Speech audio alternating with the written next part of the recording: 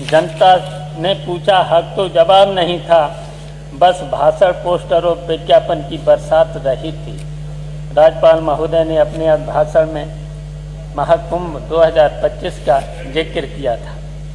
वास्तव में यह महाकुंभ आस्था के नाम पर अव्यवस्था का महापर्व बन गया है।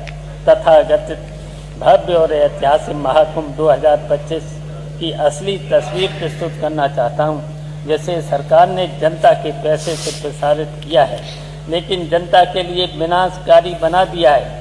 सरकार ने बड़े बड़े दावे किए, डिजिटल कुंभ, स्मार्ट इंफ्रास्ट्रक्चर, स्वच्छ गंगा, सुरक्षित आयोजन, लेकिन हकीकत यह है कि इस बार का महाकुंभ अवस्थाओं और भ्रष्टाचार ढकोसलाने का महा उदाहरण बन गया है। इस सरकार के लिए गंगा सिर्फ एक इवेंट मैनेजमेंट का हिस्सा बन गई। जितना चमका सकते हैं चमका दो, असलियत कोई न कोई देखे। करोड़ों रुपए बहा दिए गए, लेकिन गंगा का पानी आज भी आचमन योग्य नहीं है। यह तो आ गया है, आपने देख ही लिया है CPCB के रिपोर्ट। CPCB ये केंद्र की रिपोर्ट है, ये तो केंद्र की रिपोर्ट है। करोड़ों बहा दिए, लेकिन गंगा का पानी आज भी आचमन योग्य नहीं है। सरकार ने डिजिटल और हाईटेक शब्दों को जादुई मंत्र बना दिया है ताकि हर कुप्रबंधन को छुपाया जा सके।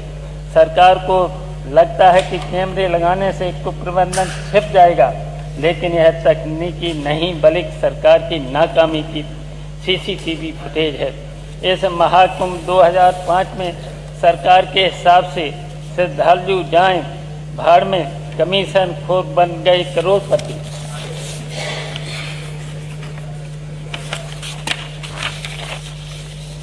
VIP टेंटों में AC और विदेशी सुविधाएं और आम लोगों के लिए टूटी सड़कों पर रात गुजारने की मजबूरी। इस सरकार में कुंभ का असली दर्शन यह है कि भक्तों को धक्के मिले और ठेकेदारों को चेक मिले। इससे सिद्ध होता है कि इस सरकार के असली धन प्रचार और इवेंट मैनेजमेंट है। मतलब श्रद्धालु परेशान रहें, लेकिन सरकार का प्रचार चलता रहे। महाकुंभ 2025 में सरकार ने हर जगह अपनी नाकामी की गंगा बहा दी। श्रद्धालुओं के लिए इससे सिर्फ संघर्ष और परेशानी आई है। यही सरकार धर्म के नाम पर सिर्फ घोषणाओं का स्नान करा रही है। माननीय अध्यक्ष महोदय, यह सरकार अगर चाहती है कि जनता उनके झूठे प्रचार पर विश्वास करे, तो मैं उन्हें सिर्फ इतना ही कहूँगा, गंगा जल हाथ में ले ले और सच बोले। प्रदेश के किसान लगातार संकट में हैं। उन्हें उनकी फसलों का उचित मूल्य नहीं मिल रहा है। बिजली संकट और सिंचाई की समस्याएं बनी हुई हैं, लेकिन अभिभाषण में किसानों की तकलीफों का कहीं कोई जिक्र नहीं किया है। सरकार की कथित किसान हितैषी नीतियां सिर्फ कागजों तक सीमित रह गई हैं। प्रदेश कानून व्यवस्था की स्थिति दिन ब दिन खराब होती जा रही है। महिलाओं के खिलाफ अपराध बढ़ रहे हैं।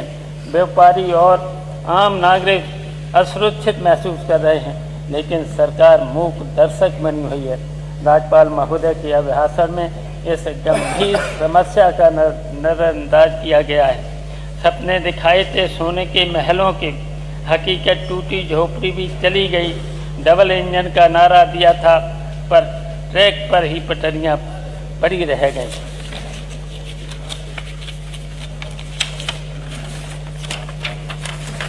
आम जनता की मूलभूत सुविधाओं के लिए संघर्ष करना पड़ता है। योजनाओं की घोषणाएं तो होती हैं, लेकिन उनका क्रियान्वयन नहीं होता है। महंगाई ने आम जनता की कमर तोड़ दी है। आवश्यक वस्तुओं की कीमतें आसमान छू रही हैं, लेकिन सरकार के पास इस पर नियंत्रण करने की कोई ठोस नीति नहीं है। गरीब और मध्यम वर्गीय परिवार महंगाई की मार झेल रहे हैं, लेकिन अभिभाषण में इस पर कोई ठोस बात नहीं की गई। बातों से पेट नहीं भरता, न चाहिए रोटी और काम। सरकार को यह समझना होगा, वरना छोड़नी होगी कुर्सी की सांस। राज्यपाल का यह अभिभाषण जनता की वास्तविक समस्याओं से ध्यान भटकाने का प्रयास मात्र है। सरकार को चाहिए कि वह जमीनी हकीकत को स्वीकार करे और वास्तविक मुद्दों पर ध्यान दे। प्रदेश की जनता जाग चुकी है और इस गुमराह नहीं किया जा सकता है। यह सरकार अगर नीतियों में सुधार नहीं करती है तो आने वाले समय में जनता इसका उचित जवाब देगी। जनता ने आपको इसलिए चुना था कि आप उनके जीवन में सुधार लाएं, लेकिन आपने सिर्फ प्रचार पर पैसा बहाया। समाजवादी पार्टी की सरकार अब आएगी तब फिर से विकास का पहिया दौड़ेगा और हर गांव, गरीब किसान और युवाओं का उसका हक मिलेगा। जनता का फैसला जल्द आएगा, फिर से समाजवाद लौट के आएगा। जिन्होंने गरीबों को ठगा है उनका ताज खुद ही गिर जाएगा। इन्हीं सपनों के साथ अधिष्ठाता महोदय जो हमने सुझाव दिए हैं उनको जोड़ा जाए, उन पर अमल किया जाए। हमारे चौथे नंबर बा।